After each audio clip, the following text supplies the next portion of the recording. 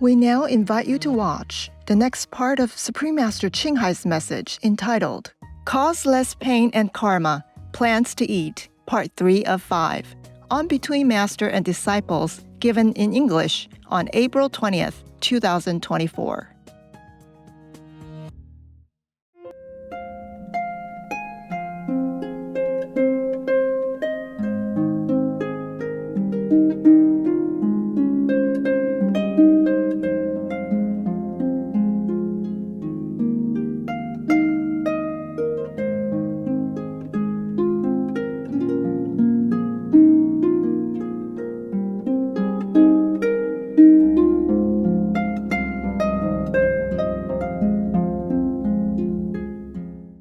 It is very sad that sometimes on many farms they throw away the food that they cannot sell because if they give it out, they worry that the price will be low and nobody will pay as much. If the food is supplied in abundance, then the price will go low and they can't make money. But if they throw away food, it's also very, very wasteful, It's a lot of labor and work put into the farm in order to produce some food.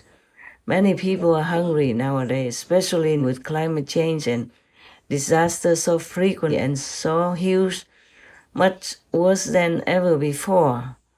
Many more people are hungry. If we can be more organized and give that food away to those in need, because they are in need already anyway, they won't have money to buy, that's why they're hungry. So even if you give it to them, the price will not go any lower. It's very difficult to tell anyone to live the right way. I'm just hoping that some of the people will listen and try to live righteously. The reward for that is not what we expect, but it will come. And the great reward is in your heart because you will feel happy. You know that you help others and you know that you are doing the right thing and are worthy to be called a human. Not everyone who looks human is human. That is the thing. Some are even half demons or mostly demons. And recently there was a report about scientific research. They have found that the brain of humans is basically very good, very gentle, very kind, very generous and loving. Like they have this kind of quality in there, ready, wanting, always. It's like ingrained in the brain that people would like to do things to help others and themselves. Acts of kindness, acts of generosity is how simple it is to make people feel good. I was walking down the streets of New York City, and a guy walking in front of me, his backpack opened and a bunch of paper fell out on the street. I didn't think much of it. I bent down, I gathered up the papers, handed them back to him, and pointed out that his bag had opened. Now, in our bodies, there's a chemical called oxytocin. Oxytocin is responsible for all the warm and fuzzies, unicorns and rainbows. It's responsible for all the warm feelings and connectedness we have with each other. Friendship, love. Huge amounts of oxytocin surge through a woman's body as she gives birth. This is what is responsible for the mother-child bond. Oxytocin binds human beings. There are many ways to get oxytocin. One of them is acts of kindness and acts of generosity. It feels good when we do something nice for someone. It feels good when someone does something nice for us. On this particular day, I did something for someone with no expectation of anything in return. I got a little surge of oxytocin. I felt good. He turned to me and he said, "Thank you.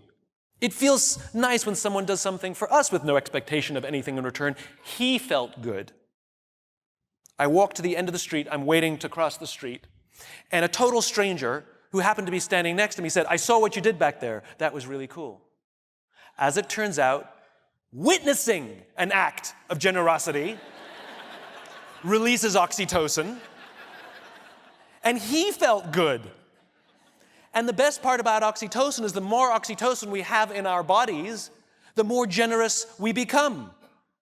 It is Mother Nature's way of trying desperately to get us to look after each other. I can guarantee you that that man who witnessed what I did something nice for somebody that day simply because he saw someone do something nice for somebody that day. So what if we commit to do something nice for someone with no expectation of anything in return? Imagine what happens at work. Imagine what happens at home. Imagine what happens with our friends. But it must be genuine. So in Asian folklore, they say that humans originally have a very good quality, noble quality. In Vietnam, we say nhân chi sơ tính bản thiện, meaning originally humans' quality is very noble, very kind, yes.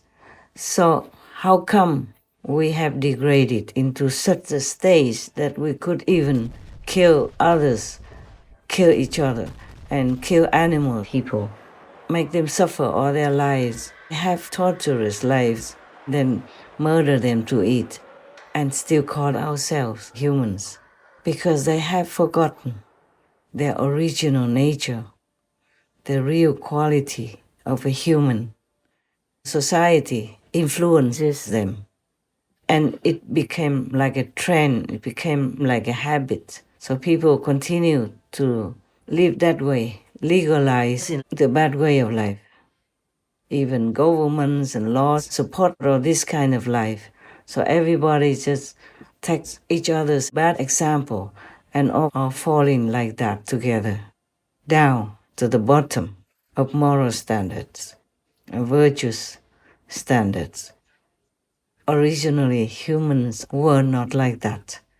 The humans who first came to this planet were not like that. And slowly, slowly we fell. It's also because this world is still full of demons. The demons are made of fallen humans as well. And the more we fall, the more the population of demons increases. And that's how we have the world as it is today.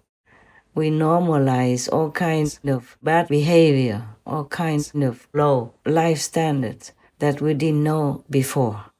We came from heaven. We were pure, innocent, powerful, have telepathic power, have magical power, have things that we could use to survive longer, live longer on this planet if we wanted to. We could fly like bird people. We could go without food. We could love each other just like we love ourselves. And slowly, slowly, we lost that because we have forgotten who we are. And it's a pitiful situation that we have let ourselves into. That's why God felt pity for us. Then God sent His Son, or His trusted angels, saints and sages and masters, we call them, to come down to this suffering world in order to rescue whomever they still can, to rescue whomever is calling for help to be liberated and go back home. Not every planet or world has such a great fortune as to have a master with them. Some planets don't have, some worlds don't have, like the world of hell doesn't have master. Not every hell has, maybe one or two, very rarely. And even then, all the beings in hell do not hear the master talks. They cannot. They're not allowed to even. This is the problem. Well, not to talk about hell, on this planet is the same. How many masters have come and gone? How many masters have come to this planet and left us after their time's up? And not many people on this planet even have a chance to meet them or listen to them. And even if they do have a chance to meet them or listen to them once or twice, not necessarily that they will accept the master's teaching, follow through with it, and practice it. That's why the world has never been empty of suffering. It's because our choice has been contaminated with unintelligent decisions, with bad associations, with lower quality life, with demons, for example, or with fallen angels. Do not blame yourself too much. Imagine God created the angel and he could fall. He became Satan, became anti-God, anti-Christ, anti-Buddha. And when Buddha was alive, his distant cousin, Devadatta, also not only imitated him to get influence to be famous and wealthy, but even tried to assassinate the Buddha many times and in many lifetimes. Whenever the Buddha incarnated to help beings, Devadatta also reincarnated as a very bad force to oppose the Buddha, to harm the Buddha, to create events that make the Buddha's reputation degraded, yes, or his life be in danger, or encounter a fatal situation and die, either brutally or less brutally.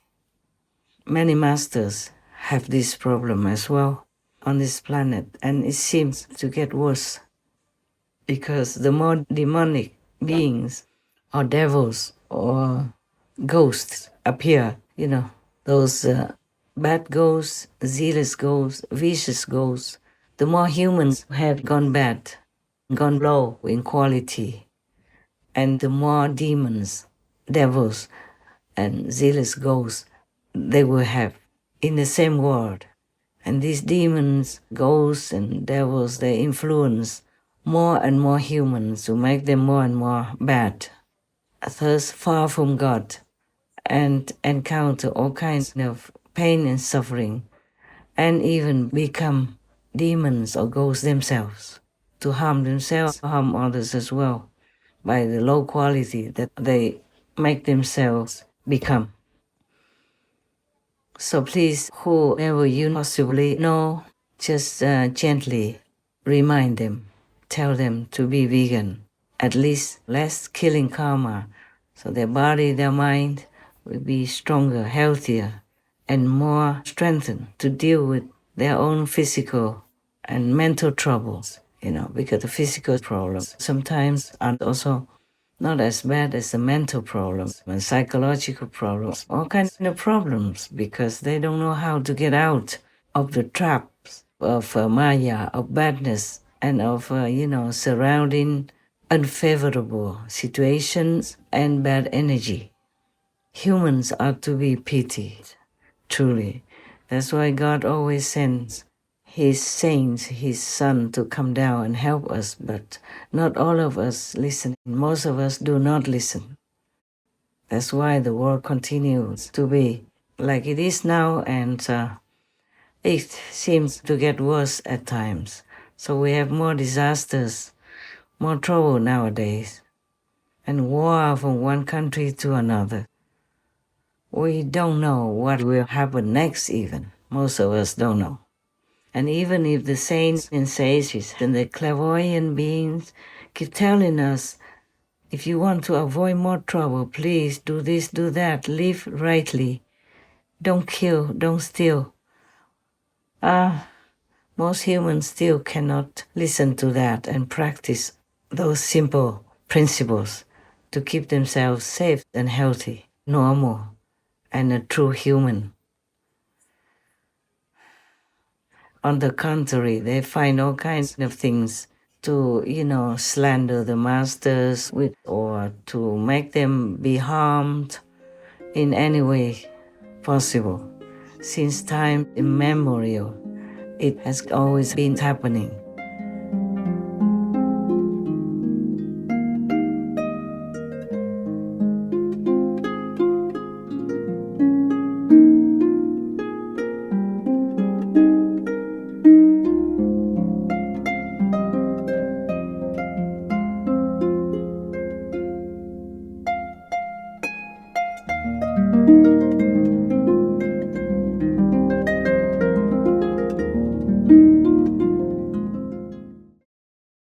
Supreme Master Ching Hai, vegan, is a world-renowned spiritual teacher, humanitarian, and artist. To learn more about her compassionate life and teachings, please visit suprememastertv.com/master.